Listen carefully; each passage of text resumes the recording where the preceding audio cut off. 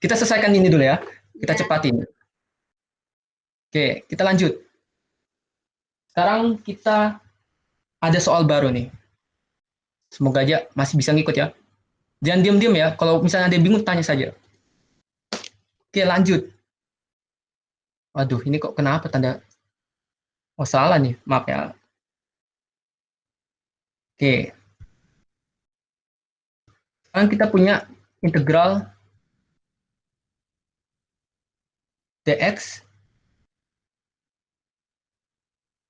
akar 9 plus x kuadrat. Ini 9 ya, bukan g ya. 9 ini. Atau saya perbaiki dulu. Takutnya salah paham. Nah, integral dx per akar 9 plus x kuadrat.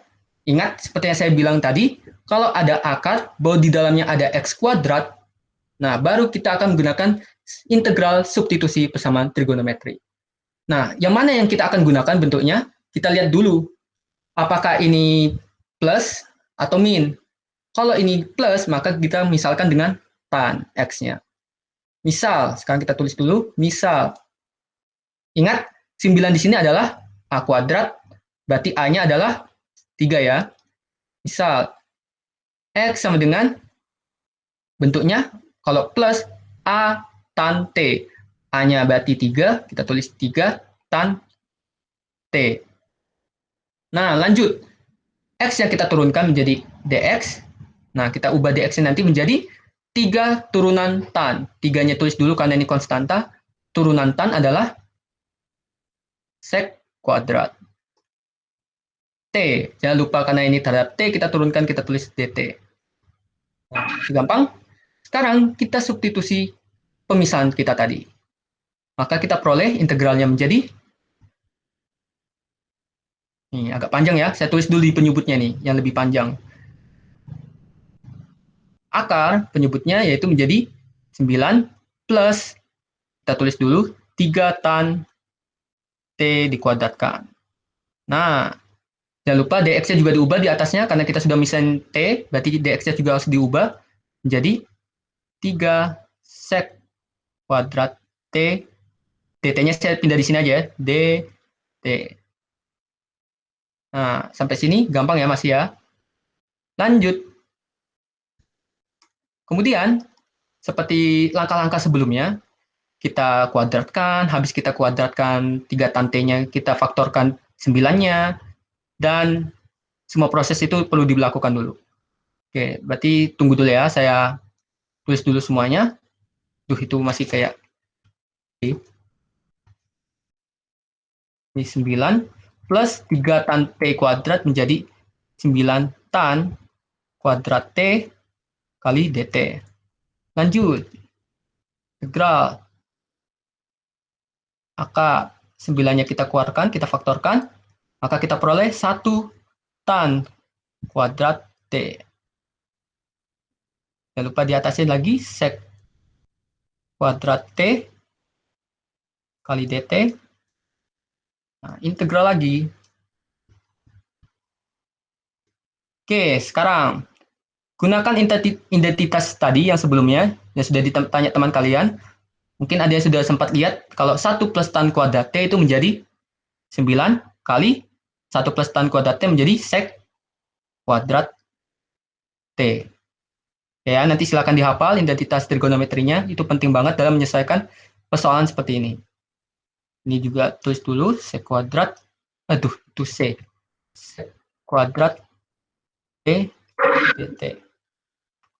Oke, akar dari 9 sek kuadrat T ya berarti menjadi 3 sek T. Ini sek kuadrat, di bawahnya 3 sek T. dt. Oke, ada yang bisa kita coret? Tentu saja ada, banyak. 3-nya dulu, kemudian seknya kita coret. Berarti yang di atas, yang awalnya pangkat 2, sisa pangkat 1. Maka integral yang tersisa adalah integral sama dengan integral sek T dt. Oke ya. Nah, tadi kan saya sudah bilang, mungkin sebelum-sebelumnya kalian jarang dengar integral sek T. Tapi sekarang harus kalian hafali juga karena sering keluar di soal-soal yang seperti ini. Kalau integral sek T itu sama dengan ln, jangan lupa tanda mutlaknya, ln sek T, maaf, ln sek T plus tan T. Jangan lupa karena ini integral tak tentu, plus T. Ya, selalu ingat, jangan lupa ubah T-nya dulu. Nah, karena kita sudah dapat hasil integralnya baru bentuk T, kita ubah lagi T-nya menjadi X, karena yang ditanya dalam bentuk X ya. Nah, seperti apa? Ya, kita gunakan penggambaran segitiga lagi. Harus selalu bentuk segitiga. Kita gambar dulu.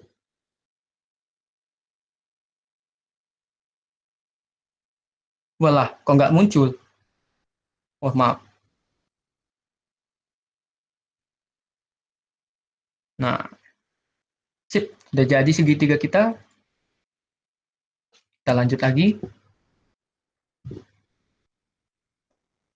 Oke, substitusi kembali.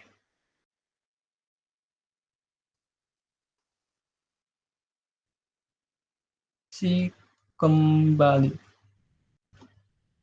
Nah, tadi yang kita misalin adalah X sama dengan 3 tan T. Nah, X sama dengan 3. Oh, saya agak ke bawah dikit karena nanti ada hasil dari yang samping. X sama dengan 3 tan T. Nah, kita cari tan T ini sama dengan berapa. Nah, itu dulu yang kita perlu cari. Berarti tan T sama dengan konstanta 3-nya kita kalikan silang ke bawah, di bawahnya X, berarti tan T sama dengan X per 3. Gampang ya? Nah, ingat tan itu sama dengan apa? Kalau yang belum tahu, harusnya sudah tahu dong. Tan itu adalah depan per samping ya. Depannya segitiga per sisi sampingnya segitiga. Nah, maka depannya itu kita bisa tuliskan adalah X, sampingnya adalah 3. Nah, sekarang kita substitusikan ke atas. Oh, depannya X, sisinya panjangnya X, sisi sampingnya panjangnya 3. Maka sisi miringnya panjangnya adalah sisi depan kuadrat, X kuadrat, sisi samping kuadrat, plus 9. Ingat, ini adalah dapat dari mana? Pythagoras. Nah, nanti silakan kalau yang bingung, di-review dikit ya. Ada yang nyalain mic? Ada yang mau tanya? Kenapa? Saya boleh nanya? Ya, ada apa? Ya, itu menentukan dia depan sama samping gimana ya? Kalau misalnya segitiganya kayak gitu. Mungkin bisa. Oke. Terima kasih, Mick. Oke, mohon maaf ya, mungkin saya sebelumnya, saya pikir sudah pada tahu semua. Jadi, tahu dari mana? Kita harus menentukan dulu.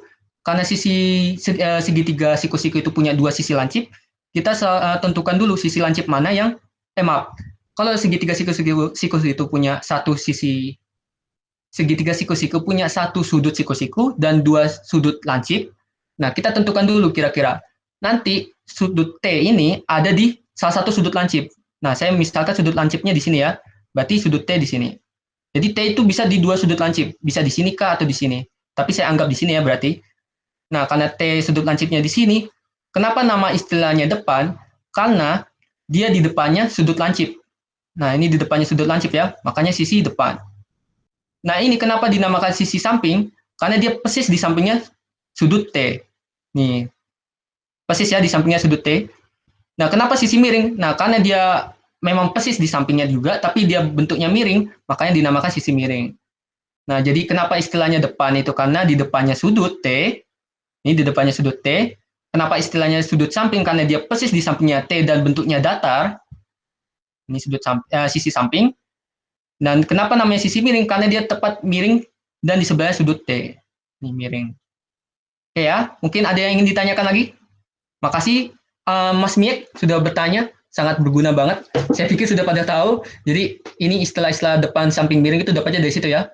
Tergantung T-nya di mana. Kalau misalnya T-nya di sini berarti sudut depannya di sini, sisi depannya di sini. Kalau T-nya di sini ya, kalau T-nya di sini berarti sisi depannya sini, sisi sampingnya sini, sisi miringnya sini. Nah, karena T-nya di sini berarti sisi depannya sini, sisi miringnya sini, sisi sampingnya sini. Oke ya. Ada yang ingin ditanyakan? Oke, karena nggak ada yang ditanyakan, kita lanjut ya. Nah, lanjut. Sudah ketemu, tan T-nya itu ternyata depannya X, sampingnya 3. Nah, kita belum tahu nilai T-nya itu berapa. Berarti T bisa dicari dengan inverse, seperti tadi. Tan T itu sama dengan X per 3, maka inverse-nya T sama dengan tan inverse hasil tadi ya, X per 3. Nah, ini menggunakan inverse. Sip, lanjut nih. Setelah kita tahu sudut-sudutnya berapa, baru T-nya berapa, tan-nya berapa, sin-nya berapa, cos-nya berapa, sesuai yang kita perlukan. Nah, karena kita di sini perlu sec dan tan, maka kita sudah punya tan, tapi kita belum punya sec, kita cari dulu nilai sec itu berapa. Oke, paham ya? Karena di sini integralnya, hasil integralnya ada tan T, dan tan T sudah kita dapat, X per 3, tapi kita belum dapat sec T. Nah, kita perlu cari dulu sec T ini berapa dengan penggambaran segitiga tadi. Jadi yang seperti saya katakan, kalau sudah menggambar segitiganya dan sudah ada sisi-sisinya, maka kita bisa dapatkan semua hasil dari persamaan trigonometri. Tapi ingat, sudutnya cuma sudut T, bukan 2T, bukan 3T, bukan 4T ya, cuma T. Kalau masih sudutnya 2T, silakan diubah pakai sifat identitas yang tadi ya. Oke, sekarang ada yang tahu nggak sec T itu apa? Kalau ada yang belum tahu nih, sec T itu adalah seper cos T. Ya, seper cos T. Maka saya bisa tulis nih, karena cos itu adalah apa? Cos itu sisi samping dibagi sisi miring ya. Berarti saya bisa tulis sisi samping dibagi miring. Nah, kita gunakan sifat pecahan. Kalau ada per, bawah itu ada per lagi, berarti penyebut yang di bawah per ini naik ke atas menjadi miring per samping ya. Nah, miring per samping. Oke, ini naik ke atas. Set. Oke, saya kasih tunjuk aja. Kalau intinya miring per samping sekarang jadinya. Nah, berarti hasilnya sec T itu adalah sisi miring dibagi sisi samping. Nah, sisi miringnya berapa? Akar X kuadrat plus 9.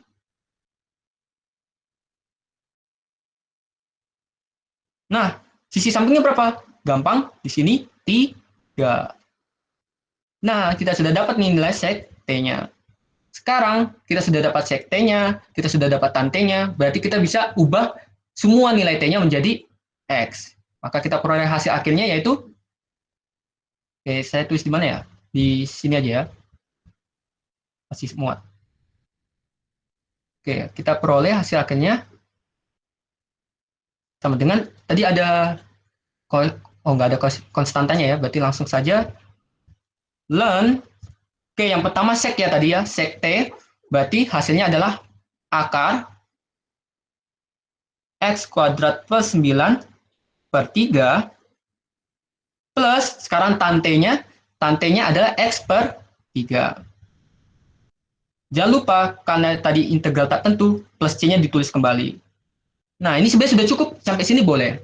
Tapi, sesuai yang seperti saya pernah sampaikan, dosen itu nggak suka hal yang rumit. Dia mau semuanya sederhana. Harus paling bentuk sederhananya. Nah, bentuk ini belum bentuk sederhana ya, karena kita bisa gunakan sifat logaritmik untuk menyelesaikan penyederhanaannya. Ini masih bisa gunakan sifat-sifat logaritmik. Ingat, di sifat logaritmik kita punya log A per B itu sama dengan log A, log pembilang dikurangi log penyebut. Nah, kita gunakan sifat ini sekarang. Sifat logaritmik. Nah, maka kita peroleh sama dengan ln. Ingatnya, ln ini sama dengan log ya. Bedanya ln itu ceritanya log berbasis E. Oke. Ini, aduh, panjang banget. Akar X kuadrat plus 9 plus X, dan penyebutnya saya jadikan 1. Kenapa bisa? Karena penyebutnya sudah sama ya. Ini karena sama-sama 3, berarti pembilangnya bisa dijumlahkan. Kalau masih bingung, silakan dibuka lagi matematika dasarnya. Ini ada. Oke, jangan lupa plus C-nya lagi. Nah, anggap. kalau bagian atasnya itu A, bagian bawahnya itu B, atau pembilangnya itu A, pembilangnya akar X kuadrat plus 9 plus X itu A, baru 3-nya itu adalah B, maka kita bisa sederhanakan bentuknya menjadi ln, jangan lupa tanda mutlaknya, X kuadrat plus 9 plus X. Dikurang, nah jangan lupa dikurang, dan berapa? Yang B ini, dan 3 plus C. Gampang ya? Kenapa kok nggak ada tanda mutlaknya? Karena 3 ini konstanta. Kalau persamaan, jangan lupa tanda mutlaknya. Persamaan itu maksudnya ada variabelnya ya, X kuadrat K, Y, K, atau Z. Itu harus ada tanda mutlaknya. Karena ini cuma konstanta, tidak perlu. Nah, apakah ini bentuk sederhana? Belum. Ini sebenarnya sudah bisa, jawabannya masih bisa diterima, tapi kadang dosen mintanya lebih sederhana lagi. Padahal ini sudah sederhana nih. Nah, ln 3 ini adalah konstanta. Ini konstanta juga nih. Karena nggak ada X-nya ya, nggak ada X, nggak ada Y, nggak ada Z. Makanya ini ada nilai fixnya. Konstanta itu nilainya fix, tidak berubah-berubah. Nah, ln 3 ini ada nilainya. Nanti silakan dicari di kalkulator berapa nilainya. Dan kita jumlahin dengan konstanta C. Nah, konstanta C ditambah konstanta, ya hasilnya tetap konstanta. Nah, karena konstanta, kita bisa simbolkan dengan huruf C lagi. Nah, tapi supaya beda nih, supaya menunjukkan kalau ini ceritanya sudah ditambah sama ln 3 C-nya, kita ganti aja ya konstantanya bukan C lagi, tapi sesuai yang di slide kalian, itu tulisnya K. Kita tulis saja K. Ini konstanta barunya ketika C-nya dijumlahin dengan konstanta min ln 3. Maka kita peroleh hasil akhirnya. Ini